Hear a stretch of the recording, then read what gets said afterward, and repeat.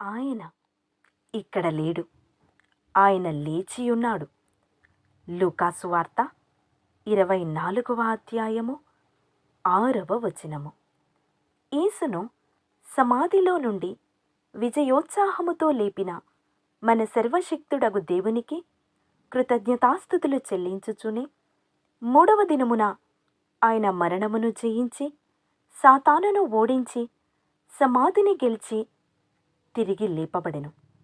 క్రీస్తు పాతాళములో విడవబడలేదు. ఆయన శరీరము కుళ్ళిపోలేదు.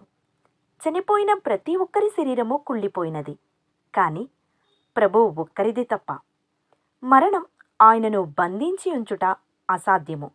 కాబట్టి ప్రభువుని పునరుద్ధానము వలన సమస్త మానవులకు పాప విమోచన మరియు నిత్య జీవ ద్వారము తెరవబడెను. ఆమేన్.